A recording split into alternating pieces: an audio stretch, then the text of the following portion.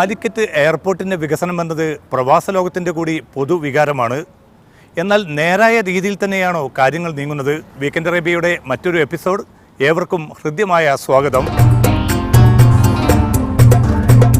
Gulf മേഖലയെയും മലബാറിനെയും ബന്ധിപ്പിക്കുന്ന പ്രധാന കണ്ണിയാണ് കോഴിക്കോട് വിമാനത്താവളം. എന്നാൽ വലിയ പ്രതിസന്ധികളിലൂടെയാണ് ഈ വിമാനത്താവളം കടന്നു പോകുന്നത്. വലിയ വിമാനങ്ങൾ ഇനി എന്നാകും കാലിക്കറ്റ് എയർപോർട്ടിൽ എത്തുക എന്ന കാര്യത്തിലും ഇനിയും വ്യക്തതയില്ല. ഇതിനുവേണ്ടി പാർലമെൻറ്റ് പ്രക്ഷോഭം ഉൾപ്പെടെയുള്ള പരിപാടികളും നടന്നുകൊണ്ടിരിക്കുന്നു. ഈ പശ്ചാത്തലത്തിൽ കാലിക്കറ്റ് എയർപോർട്ടിനെ കുറിച്ചുള്ള വർത്തമാനങ്ങളാണ് വീക്കെൻഡ് അറേബ്യയിൽ ഇക്കുറി ആദ്യം.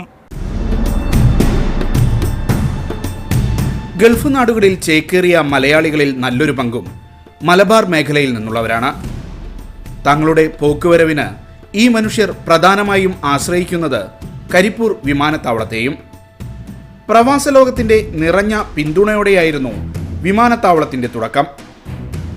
PV അബ്ദുൽ വഹാബും മറ്റുമായിരുന്നു അന്ന് മുന്നിൽ നിന്നത്. ഇപ്പോൾ വിമാനത്താവളം പരാധീനതകളിൽ ഉഴലുമ്പോൾ അത് പ്രവാസ ലോകത്തും പ്രതികരണം രൂപപ്പെടുത്തുക സ്വാഭാവികമാണ്. വലിയ വിമാനങ്ങൾ മുടങ്ങിയിട്ട് മാസങ്ങളായി. വിമാനത്താവള വികസനവുമായി ബന്ധപ്പെട്ട് പ്രഖ്യാപനങ്ങൾക്ക് പക്ഷേ കുറവില്ല. പ്രായോഗിക തലത്തിൽ എന്തു നടപടി എന്നതാണ് എവിടെയും ഉയരുന്ന പ്രധാന ചോദ്യം. അപ്പോൾ അതിനെന്തെങ്കിലും ഒരു അജണ്ട അതിൻ്റെ പിന്നിലുണ്ടോ എന്നുള്ളത് ശക്തമായിട്ട് നമുക്കൊക്കെ സംശയിക്കാവുന്നതാണ്. അപ്പോൾ അത് ഒഴിവാക്കിക്കൊണ്ട് ഈ ഒരു എയർപോർട്ടിൻ്റെ റൺവേ വികസനം അതിന് ഗവൺമെൻറ് ഇപ്പോൾ സ്ഥലത്തിനൊക്കെ നോട്ടിഫിക്കേഷൻ വന്നു. അത് നടക്കുന്ന ആ ഒരു കാലഘട്ടത്തിൻ്റെ മുമ്പ് തന്നെ ഇത് വന്നില്ലെങ്കിൽ ഒരു 5-8 കൊല്ലം കഴിയും ഇത് ഇനിയിപ്പോൾ വലിയ എയർക്രാഫ്റ്റ്സൊക്കെ വന്നിട്ട് ഇത് മുന്നോട്ട് പോകാൻ. അപ്പോൾ അതിനുള്ള പെർമിഷൻ കിട്ടുക എന്നുള്ളതാണ്. പ്രക്ഷോഭവും സമ്മർദ്ദവും ശക്തിപ്പെടുത്താതെ രക്ഷയില്ലെന്ന തിരിച്ചറിവാണ് പ്രവാസ ലോകത്തും. പല ഗൾഫ് രാജ്യങ്ങളിലും പ്രവാസി കൂട്ടായ്മകളുടെ കീഴിൽ സേവ് കരിപ്പൂർ മൂവ്മെന്റ് ശക്തിയാർജിക്കുന്നു. ഡൽഹിയിൽ മലബാർ ഡെവലപ്മെന്റ് ഫോറത്തിന് കീഴിൽ പാർലമെന്റ് മാർച്ചിന് പ്രവാസ ലോകവും തുറന്ന പിന്തുണ നൽകുന്നുണ്ട്.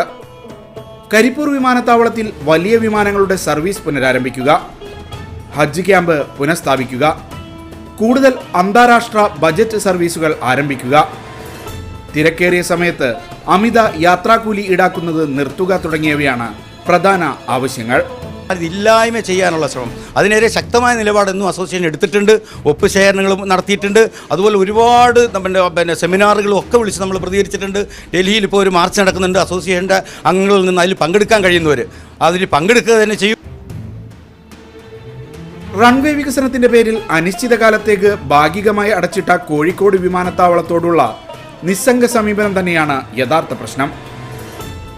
സുരക്ഷയുടെ പേരിൽ 2015 മെയ് 1 വിമാനത്താവളം ഭാഗികമായി പ്രവർത്തനം നിർത്തിവെച്ചത്. അധികം വൈകാതെ സാധാരണ നില കൈവരിക്കുമെന്നായിരുന്നു പ്രവാസ ലോകത്തിന്റെ പ്രതീക്ഷ. റൺവേ നവീകരണം ഇപ്പോൾ ഏകദേശം പൂർത്തിയായി. എന്നിട്ടും വലിയ വിമാനങ്ങളുടെ സർവീസുകൾ പുനരാരംഭിക്കാൻ ഒരു നടപടിയുമില്ല. ഇപ്പോൾ കാലിക്കറ്റ് നന്നായതുകൊണ്ട് ബാക്കിയുള്ളവർ കുഴപ്പമാവുന്നു എന്നുള്ളത് എനിക്ക് തോന്നുന്നില്ല. ഇതൊരു ശരിക്കൊരു മുടന്തം ന്യായങ്ങളാണ്. ശരിക്ക് കാലിക്കറ്റിൻ്റെ ഒരു വളർച്ച കൊണ്ട് ബാക്കിയുള്ളവരൊന്നും ബാധിക്കാൻ പോകുന്നില്ല. ഇത് വലിയൊരു സൗകര്യമാണ്. കോഴിക്കോട്ട് നിന്നുള്ള അല്ലെങ്കിൽ മലപ്പുറത്തു നിന്നുള്ള ഏറ്റവും കുറഞ്ഞത് ആൾക്കാർക്ക് അവിടെ വന്നിട്ട് അവർക്ക് അവിടുന്ന് തന്നെ കയറിപ്പോകാൻ പറ്റുക എന്നുള്ള ഏറ്റവും വലിയൊരു സൗകര്യമാണ്. വിമാനങ്ങളുടെ കുറവും സമയമാറ്റവും മൂലം പ്രവാസികളാണ് ദുരിതത്തിലായിരിക്കുന്നത്. ചെറുവിമാനങ്ങൾ മാത്രമാണ് സർവീസ് നടത്തുന്നത്. ഇത് പകൽക്കൊള്ളയ്ക്ക് ആധികാരികത പകരുന്നു. സീറ്റുകളുടെ ലഭ്യത കുറഞ്ഞു. സ്കൂൾ അവധിക്കാലത്തും ആഘോഷവേളകളിലും കുടുംബസമേതമോ അല്ലാതെയോ നാട്ടിൽ പോകാൻ ആഗ്രഹിച്ചാൽ ടിക്കറ്റ് കിട്ടാനില്ല. അതോടെ കൂടുതൽ സുരക്ഷിതം മറ്റു വിമാനത്താവളങ്ങളാണെന്ന തോന്നൽ രൂപപ്പെടുന്നു.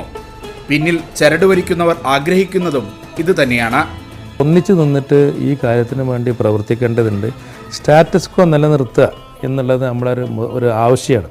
മുമ്പ് അങ്ങനെ തെറ്റ് ചെയ്തു എന്നുണ്ടെങ്കിൽ അവരെ ശിക്ഷിക്കണ്ടെന്നാൽ മുമ്പ് അങ്ങനെ തെറ്റ് ചെയ്തുകൊണ്ട് ഇപ്പം ചെയ്യുന്നില്ല എന്നുള്ളതുകൊണ്ട് ഇപ്പോഴത്തെ നമ്മുടെ പുതിയ ഇത് പ്രകാരം തെറ്റ് ചെയ്താലൊക്കെ എപ്പോഴും ശിക്ഷ അറിയിക്കുന്ന നടക്കും. മുമ്പ് അങ്ങനെ ഉദ്യോഗസ്ഥന്മാർ ഇത്തരം നമ്മുടെ ജീവനൊക്കെ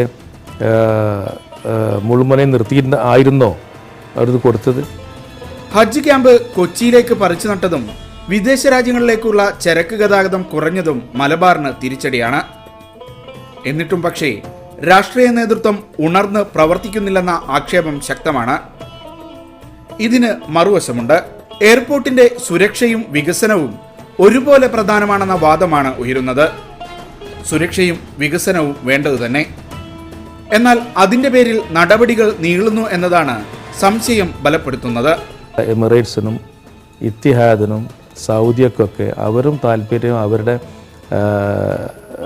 കമ്പനിയുടെ അവരുടെ പ്രശസ്തി കാര്യങ്ങളൊക്കെ എവിടെയെങ്കിലും പോയിട്ട് എന്തെങ്കിലും അവിടെ ഉണ്ടാക്കാൻ അവർ മെനക്കെടും. അവരൊക്കെ താല്പര്യപ്പെടുമ്പം നമ്മൾ എന്തെങ്കിലും ടെക്നിക്കൽ ഇഷ്യൂ ആണെങ്കിൽ അത് മാറ്റി എഴുതേണ്ട സമയമായിട്ടുണ്ട്. വികസനത്തിനു വേണ്ട മുഴുവൻ ഭൂമിയും ഏറ്റെടുക്കാൻ അടുത്തിടെ സർക്കാർ ഉത്തരവ് പുറപ്പെടുവിച്ചു എന്നത് ശരി. എയർപോർട്ട് അതോറിറ്റി ആവശ്യപ്പെട്ട 385 ഏക്കറും പുനരധിവാസത്തിനുള്ള 100 ഏക്കറും ഏറ്റെടുക്കാനാണ് പുതിയ ഉത്തരവ്. ഇരകൾക്ക് ആവശ്യമായ നഷ്ടപരിഹാരം ലഭ്യമാക്കാതെ ഭൂമി ഏറ്റെടുക്കുക എളുപ്പമാകുമോ? നിലവിലെ വിപണി വില മാത്രമാകും നൽകുകയെന്ന് സർക്കാർ പറയുമ്പോൾ പ്രത്യേകിച്ചും ഈ നിരന്തരമായ ഭീഷണി, ഒരു സ്ഥലം വിൽക്കാൻ വയ്യ, എല്ലാം നോട്ടിഫിക്കേഷനാണ്. അപ്പോൾ അതുകൊണ്ടൊന്നും അത്യാവശ്യത്തിന് ഒരു സംഗതിക്ക് അവർക്ക് ആവശ്യത്തിന് 10 സെൻറ്റ് വിൽക്കാൻ പറ്റുന്നില്ല. അപ്പോൾ അതിന് ഒരു നിവൃത്തി ഉണ്ടാക്കി കൊടുക്കുക. മാന്യമായ ഇപ്പോഴത്തെ പുതിയ ഗവൺമെൻറ് അഥവാ ഈ മോഡി ഗവൺമെൻറ് കൊണ്ടുവന്ന ഈ ലാൻഡ് അക്വിസിഷൻ നിയമത്തിൻ്റെ ഇതിൽ ഉൾപ്പെടുത്തിയിട്ട് വേണ്ടത്ര നഷ്ടപരിഹാരം അത് റീഹാബിലിറ്റേഷൻ ചെയ്തു കൊടുത്തുകൊണ്ട് അത് പെട്ടെന്ന് പൂർത്തിയാക്കുക. ടെർമിനൽ നിർമ്മാണത്തിന് 137 ഏക്കർ ഏറ്റെടുക്കാൻ 2010 ഉത്തരവിറക്കിയത് നമുക്കറിയാം. പ്രദേശവാസികളുടെ കടുത്ത എതിർപ്പ് മൂലം തുടർ നടപടികൾ ഉണ്ടായതുമില്ല. കരിപ്പൂർ വിമാനത്താവളത്തെ അതിന്റെ സ്വാഭാവിക മരണത്തിന് വിട്ടുകൊടുക്കുകയില്ല എന്ന പ്രഖ്യാപനം തന്നെയാണ് ഈ ഘട്ടത്തിൽ കൂടുതൽ ശക്തമായി ഉയരേണ്ടത്. വീക്കെൻഡ് അറേബ്യയിൽ ചെറിയൊരു ഇടവേള.